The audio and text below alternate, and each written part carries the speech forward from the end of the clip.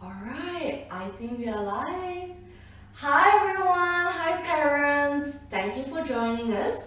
My name is Vanessa. This is Dr. Shamini, the founder of Tele-Empowered and also an occupational therapist in Singapore. So today we're very excited because this is our first time doing FB Live and welcome everyone. Okay, so she'll be sharing 3 topics, very useful topics on how to manage your teen screen time during this pandemic. And if we're just waiting for more parents to log on, because we're saying like right on time at 4:30. So just bear with us a little bit more as we wait for parents to come on. If you think this topic will interest any of your parents, your friends, please click the share link below this video, and we'll make it as useful as possible so that they will thank you. Alright. Hi everyone, so I'm Shamini, occupational therapist. I was working in an acute setting for a good 6 years before I transited to private setting, and then now I'm currently in a school-based setting. But at the same time, I started Tele-Empowered.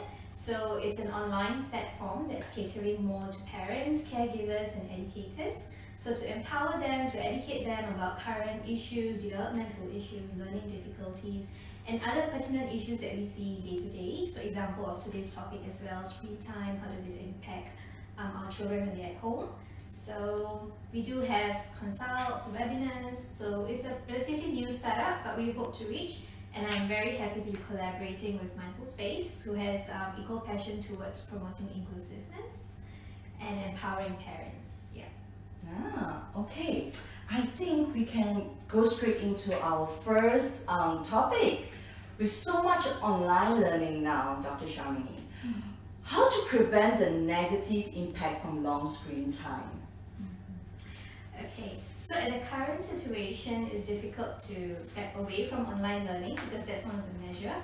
But what we need to really be taking care of is definitely the 20-20-20 rule, which is every 20 minutes of using the screen or computer to do your work, take a 20 seconds break by looking at something far away, about 20 feet away, and then return back to your work. So this is to reduce the eye strain definitely that's involved with online learning and using a lot of screen time. The next would be definitely ergonomics. So make sure that our screens and whatever gadgets that we're using are at eye level that we're using. So that's important. And last but not least is also ensuring that we have our blue light screen on so that it doesn't damage too much of our time. And to prevent like distractions from doing the work, to so keep a timer to keep things going, as well as make sure that your kids do not have other tabs switched on so that they don't deviate from like doing online work and then you go on to watching YouTube and then the time gets dragged on. So they need to stay longer on their online learning. So trying to help them manage their time better as well. So you mentioned about the time frame of screen time, right? But right now with so much online learning, everything is online learning, from dancing class to tuition, to home learning. What's a healthy screen time now? And would it be different from what it used to be before this pandemic, or do we have a shift, or what is it? Okay. So usually for school-going children, we'll recommend 2 hours per day. But with online learning, it can extend beyond like 3 hours or even 4 to 5 hours, depending on the curriculum, how heavy it is. But what we can ensure to do is that we need to understand what exactly is the topic about that a child is engaging in and try to switch a little bit more to hands-on activities. So instead of fully online, try to turn to textbooks or newspapers or some other hands-on activities that you can engage in. So if their screen time has been fixed for online learning, the remaining time of the day should be a bit more of the quality time, screen off time. So balancing it out and moderating the time. Okay, so basically that's physical and that's online as well. And you mentioned not to have too many tabs. Yes. So what's a good number? I'm very guilty of that, I must admit. Okay. So if it's a project, if it's an activity, or it's a task that needs to be done, then it would be good to draw out like, okay, how long do I roughly need to complete this activity, and keep them to track the time accordingly. But at the same time, avoid having other tabs like YouTube's or Facebook account or having WhatsApp web on the computer off. so that they do not need to switch each time an alert comes in. I see. Okay, that's a good tip. Like I need to practice that myself. Or try to keep away like work laptop versus the entertainment or leisure gadget. Oh, that's hard. That's hard, isn't it? And I mean, right now, some parents have 2 or 3 kids, and right now with some countries having movement controls, some countries having home learning, how do we deal with this like limited laptops but so many kids also at the same time? Yeah, so the idea is that if screen time is the only leisure point or only family time, then it will be difficult. So that's when we try to expand the repertoire of activities we have at home. So that's when we can have a bit more shared responsibilities or shared roles coming in at home. So if things hasn't been cleaned up at home, then you can, as a family, start to sort things out, try to do some work activities together, or play a family games together, or make up a recipe or a simple meals together. So that way, you kind of have a role for each one to play, and they will not be fighting over a single gadget. So kind of like have staggered, like nowadays we have staggered work timing, right? So the kids are all staggering, having their... Yes. So Dr. Shamini has came up with this she didn't came up, she kind of created this bingo game. Yes. Would you like to tell us a little bit more about your bingo game? Okay, so in Instagram, this bingo game is going quite strong, but I thought that we could help parents to help a bit more understanding of when the kids are at home, what are some self-care skills or what are some functional skills that they can actually equip themselves with. So we have 2 sets. One is for kids, what are some household chores and some self-care activities that they should be engaging in, and have they not, or have they been engaging in. So that kind of allows parents to keep track, and you can check off or decide whether that's a new skill that you might want to teach them during this period. And for adolescents, we are looking at functional skills, as simple as probably know how to operate a first aid box. So these are some skills that you can start instilling into them as you are with them at home this period. Okay, thanks. We have Choi Lin, Lokin, and Shi Hui who just joined. Welcome. And so I'm just going to introduce a little bit about Dr. Shamini. She has clinical experience working with children 0 to all the way to 18 years old, including children with special needs. And her journey started off at 8 years ago at KK Women and Children Hospital in Singapore. So later on, as you have more questions, please post them at the comments below so that Dr. Shamini can answer your question. We do have one question coming in from Serene. All right. Any ground rules or suggestions to make sure kids are engaged during e-learning? Okay, that's a tough question because when it comes to learning, there is 2 kinds. One is active learning and one is passive learning. So active learning is when they're actually understanding the information and learning to apply the information, whereas passive learning is when they're just sitting in front of the screen and you're probably just absorbing information. So at this point in time, how can you as a parent, or what can you do while you're at home with them, is once the online learning has taken place, you can probably start to teach them study skills, like for example mind maps or post-it activities, or drawing out illustration, so that they can learn to apply what they have absorbed into practical use or into sharing. So in that way, that learning becomes active, versus it's just going to be like, I have to do this online and I have to switch a tab to answer the question.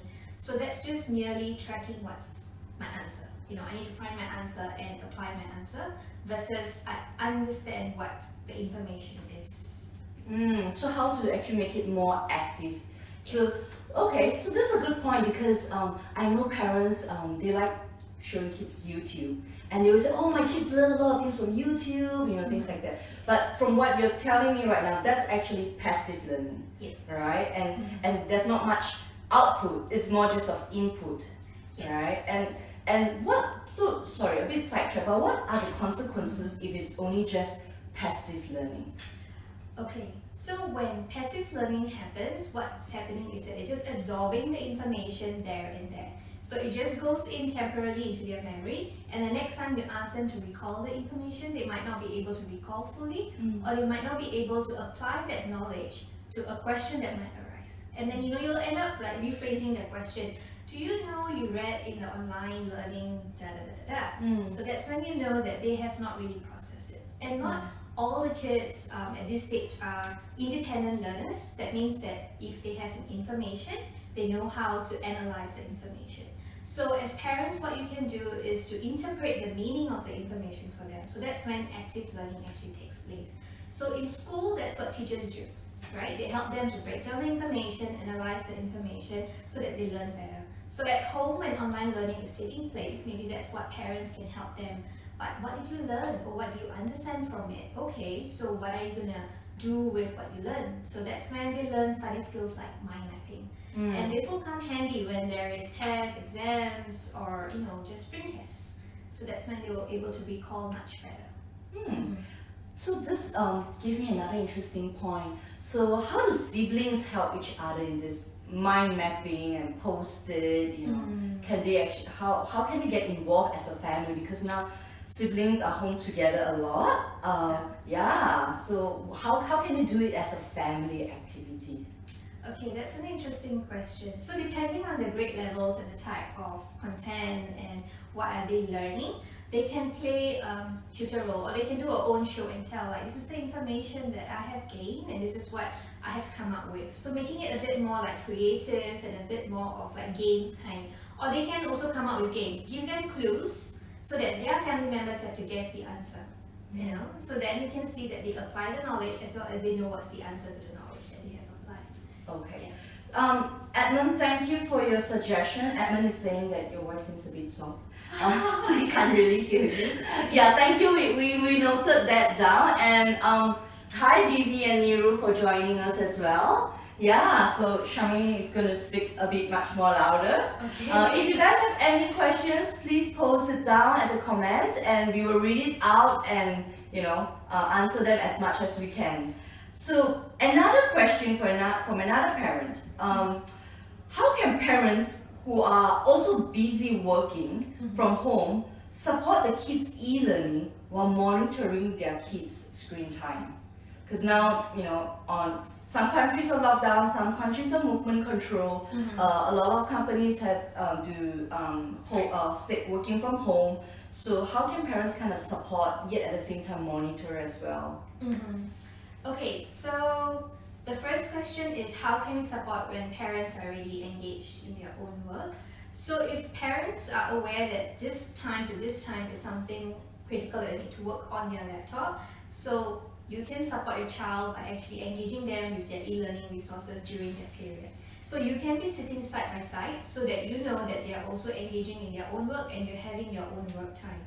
But to prevent them from engaging in screen time, so there are many apps and many controls in the computers as well as gadgets nowadays where you can actually switch off access to YouTube, to Facebook and other social activities. So what they can access is only learning materials, like for example Google Classrooms, or I'm not sure other of the learning materials that schools are using nowadays, but I know that Google Classroom is something that you can only link through that. You can't access other activities.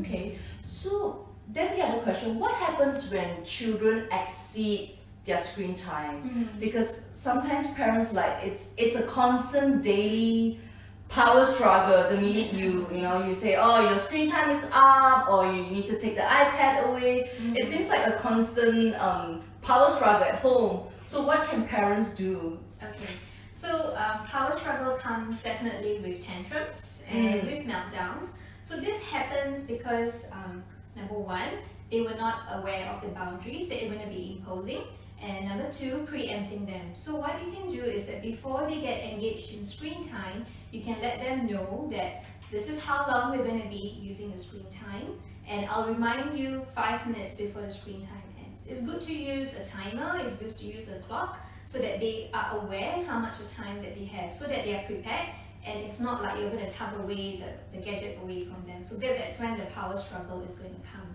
And also try to monitor what type of activities they're engaging in. So if it's a YouTube video and you know that it's probably it exceeds 30 minutes or it's going to 45 minutes by the time you're going to give this 30 minutes, then do preempt the child saying that the video that you chose is more than the screen time that I am giving. So that means do expect that you need to pause it and you probably need to attend to it later, or you can see it later, so that they know that they are choosing something that they might not get to see fully.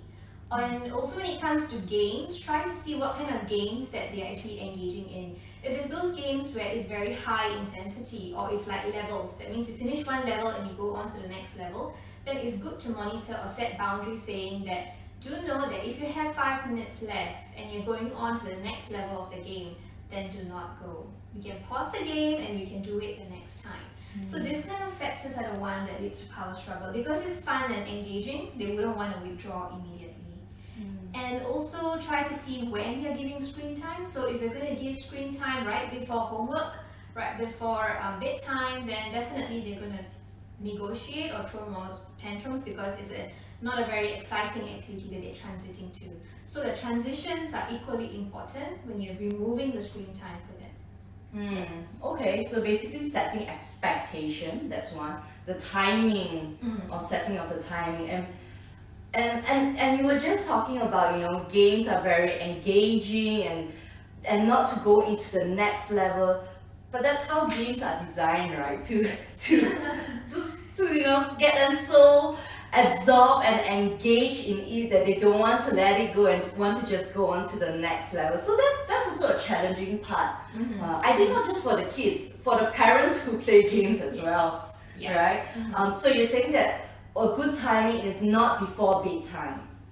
So when is a good timing? Because after they come back from school, it's like schoolwork, right? And then, so what's a suggested timing? Maybe we can have it before dinner time, because once you say time's up with screen time, then they have a chore to do, to either help you set up the dinner table with them, help to clean the table, or help to prepare the meal for them. So it's a chore that I shouldn't say a chore, but a responsibility that they have following the screen time. Versus, no, you're going to stop the screen time and you're going to go to bed. So for them is, I'm just going to lie down and not do anything about it. So that would be a bit more boring. Okay. So basically a family activity. Yes. Thanks Lynn, I saw your question. We have a question from Lynn. How much time is too much screen time for 2 to 4 years old? Okay, so this was a talk that we did have with Mindful Space before. So for 2 to 4 years olds, usually is 1 hour per day. That's the max that's recommended for screen time. Yeah. 1 hour per day? Yes. So that's enough to finish like one YouTube, right? I'm just asking. I'm not too sure because I personally don't watch YouTube, neither does my daughter. It's like 1 hour is sufficient to watch your... Okay, and at the age of 2 to 4, what are the recommended things to watch, let's say? Okay, at the age of 2 to 4, they can watch videos that has a little bit more letters, phonics, or shapes, concepts, or even like simple social stories like saying hello or greeting people. Those kind of videos are quite appropriate for the children to watch at that age because they're learning a bit of that social skills as well as a bit of literacy, numeracy, shape concepts, colors. Yeah, but it is also advised that it will be co-viewing. That means like you let them watch, but you sit together with them and you guide them along. Like, oh, that's square, that's circle, versus just passive load of information. Yeah. Okay. I think it's okay. Yeah. Oh, thanks Lee for joining us. Okay. So again, making it to active learning and engaging it together. So you mentioned about co-viewing or like co-engaging when they're doing. But as parents, they probably have like quite a number of kids, right? Let's say, so how do we do that? Let's say have different siblings of different age group. Yeah, how do we do that? Like, or else I'll be spending my whole day just sitting and watching YouTube with them. Okay, so as mentioned earlier, like how we stagger. So each child needs their own quality time with their parents. So on that note, then we can stagger around. So if this kid is having their reading time or their bathing time or having a nap time, then the other child gets a time with you. So you can kind of stagger around so that you can work out the timing that you get to spend equal amount of time with your kids. Okay, that's a good point. Thanks for sharing. Okay, let's go on to our next topic. All right, our next topic is how can parents play an active role since many parents are working from home now, which we actually already touched a lot more on before that already, but it's okay, just rephrase and because we have new people joining us as well. Yeah. So parents staying from home, so some of the skills that the child might not be having is like, what do we do at home? So most of the time nowadays we don't get a lot of time together at home. So parents can utilize this period of time to actually teach them a bit more life skills, can also actually engage a bit more on cyber wellness. So you can actually talk to them about what is currently happening, what they can do about it, and do they encounter anyone in cyberbullying, and what do you do about it. So teaching a bit more of life skills, life coping skills, as well as touch a bit more on how they're feeling or how they're coping in school. So that's a bit more of the emotional and mental wellness part. And the other skills are also like developing a bit more of family values and a bit of roles and responsibilities. So you can use this period to actually plan for a family vacation. So getting them through like, okay, where do we go? Okay, let's look at what are some places that is, talk a little bit about history, about countries, about awareness, culture. So that could be a learning point.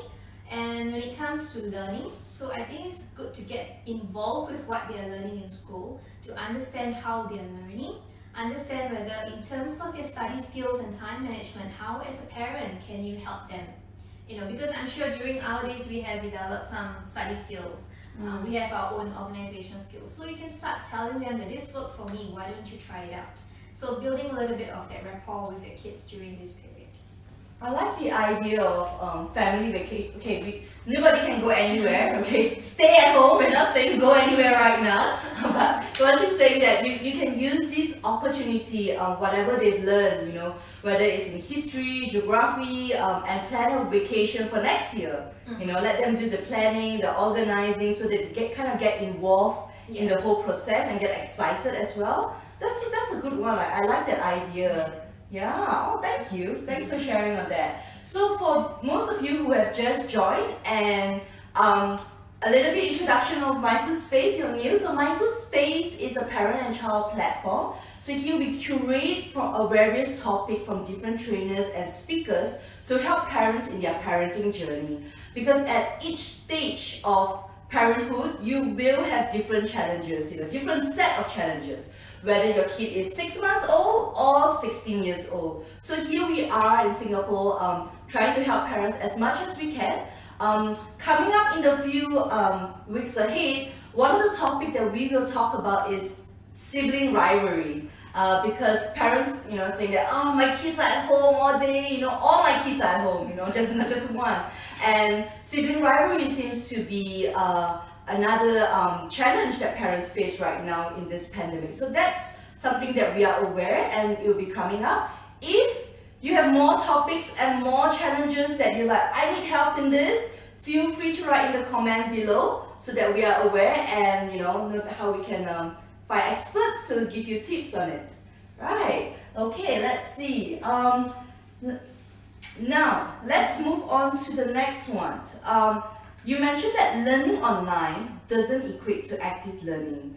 And how can we facilitate learning beyond screen time? I know you mentioned about the post-it and mind mapping, which I really like. I really enjoy mind mapping when I was a young kid. Yeah. I'm just not too sure if kids nowadays do mind mapping. Everything seems very tacky or everything is online right now. So what you're saying that going back to the old school system sometimes is the more engaging way, and basically less screen time. Yeah. Okay. Yes. Yeah. Do you have anything you want to add on that for that one? Sure. So the other part of learning that we need to actually understand is, when it comes to learning, we always have an information in hand. And when new information comes in, then we learn to apply this new information to the old information, associate them so that it goes into the memory. The short-term memory, then the long-term memory, so that we understand. And the next time a question or a scenario pops up, we will pull out this information that we have stored to answer the question or to apply what we have learned. So on that note, that is why when it comes to online learning, teachers are doing their very best to give them visuals, to give them videos so that they understand the concepts a bit better. But at home, what can parents do is actually to help them dictate the understanding. So to switch around the question or switch around the understanding, or tell them, oh, why don't you explain to me? I've not heard about this before. Why don't you tell your sibling how does this work? So that they learn to process the information and to verbalize it as well. And when it comes to mind mapping and creating post-its and stuff, it's a little bit more what we call as kinesthetic learning. That means that as you write, as you produce things, or as you organize information, you're actually mentally organizing the information in your mind. And when your mind is a bit more organized, information gets retained better and recalling comes out much better. So that's why I meant that online learning doesn't always equate to active learning. There has to be some part that you have to do so that this learning becomes a bit more permanent. So what you're saying that just doesn't mean that you switch on a tab and have the whole Zoom or YouTube and sitting there down there means that it's actually active learning. You actually need to get out of the screen. That's what you're saying. And I kind of really like the idea where you say get the kid to teach you or teach the sibling like as if they are a little teacher. And I think young kids kind of will enjoy that part. Yes. Okay. We have questions here from parents. I want some me time and peaceful time. And right now the kids are always at home. So having screen time seems the easy way out, to just have everyone calm down and just give me, some me time. So I guess that's not the most helpful or useful way, but what can parents do? Because parents are really struggling with me time right now. Yeah. Okay. Me time is definitely important at this period. So one thing that parents can actually step away is when they're actually doing their homework, so actually when they're doing their activities. You can say that I will come back to you at 45 minutes or an hour later to just check on your work. So that's when you can actually revert back. Or when parents are engaging on the me time, probably they're not going out, jogging at home, on a treadmill or doing a bit more of a yoga, you can actually get them to engage with you so that you get your me time, but at least they are also doing some sort of me time on their own. Or you can get them to play a game together, a Monopoly game or Jenga game, while you can step away and have your own reading time or your mindful period. Okay, so getting the siblings play along. And how you're saying that, okay, 1 hour it's your homework time, so it's mommy's me time, that kind of thing. Okay, that's a good one. Alright. Hi, Chastain, Farah, Illinois, Amanda, thanks for joining. Okay, so move on to more questions from parents. My kids are not interested in anything except gadgets. Okay, I would like them to do more physical activities at home at the moment. Okay, but they just want to watch YouTube. They just want to play games and nothing else. So what can I do? Okay, this is a little bit will be a struggle, especially if they're very used to be just watching screen time and they've not explored other activities. So since this is a period together, then if you're going to explore new physical activities or you want them to get on some handcrafts going on, then as parents you probably have to do it together with them. And when it comes to gadgets and all, you can obviously, there are apps to just switch off all these apps and say that no means is a no. So it's okay to impose a bit more discipline, a bit more limitations during this period. I think this is also a period that you can work on a bit more of that values. You can sit down and have a family screen time goals. So you can hear each one out and you say that, okay, so there shouldn't be any screen time during the dining table period. Or before bedtime, an hour before, all of us are switching off our phone time. And all phones is probably going to be charged in my room. So come up with a collaborative goals and stick to the screen time family goals. And probably this is a period that you can carry it out and be consistent with it. Okay, wow, taking all phones away and charging in one room. Interesting. Yeah, that would be as parents, we also need to be a role model. Role model. Yeah. So let's talk a little bit about how parents can be role model in situations like that. Okay, so number one would be transition period. So if you are working from home and you are doing a task and your child is given, okay, you're going to get 30 minutes of screen time while mommy is going to do this. And you know that 30 minutes is going to be up. What you need to do is that you need to be a little bit more mindful and wrap up your work for a bit and then transit your child out of the screen time, let them transit to another activity, and then you have to come back to your own work half an hour later. Unfortunately, it has to be done this way. If not, one thing is that the child might be starting to negotiate. Oh, mommy, but you're using it, you know, I also want to use it, so 5 more minutes. And when we are quite uptight with work, we'll be fine with the 5 minutes. But the 5 minutes can add on, and it'll increase to 20 minutes. So it's good to always look at what's your schedule, what's going to be the transition period, while being mindful of how long my child is using the screen time, so that you can transit properly. So that's one. And being role model is that if you were to say that no screen time during dining table to bedroom, or you know, you can have a no screen time zone in your house where it's only for reading, it's only for board games, it's only for doing chores or folding laundries, then make sure as parents you're also following that. So switch it off or silent mode it, so that they will learn. Because if they see that you are not following it, then that's their breaking point. No, you're also doing it, it's not fair. So then the negotiation, the arguments, and all the power struggles will start coming in. So basically we can't just say it and they expect them to do it. We kind of need to walk the talk and practice it ourselves as well. So you're saying that no screen time during dinner time, like at meal times, that's a healthy one. Bedtime, right? And one more that you mentioned just now was, sorry, help me recall. I think no screen zone, but when it's a reading time, when it's Reading a playtime, Oh. or you're doing chores, then you know that no screen time zone. Okay, so there are screen time zone and no screen time zone. And well, right now with the online learning, it's a bit challenging in this part, isn't it? Yeah. So for those of you who didn't get to, put your questions down but would still like us to actually answer them, feel free to email us at connect@mindfulspace.com.sg. Do you have anything you'd like to add on? I know 30 minutes passed really fast. Yeah. Do you have anything you'd like to add on for the audience? Well, just to say that screen time can be quite addictive, and especially during this period where we're always constantly wanting to know what's happening. But always good to be tuning out, take a step back and do other activities. Pick up back on your hobbies or your reading habits, or do up chores, declutter, so that you get a time away from screen time and you get to do some purposeful activities, meaningful activities at home. And then you can always switch on the screen time when you need to read up on news, or if it's really work related or emergencies, then you engage in it. But do tune out so that you can have a bit more of a mindful period at this point in time. Okay, so you're talking about tuning out for mindful period. Yes. Yeah, I think that works for adults a lot of time too, because we're so used to the habit of just scrolling.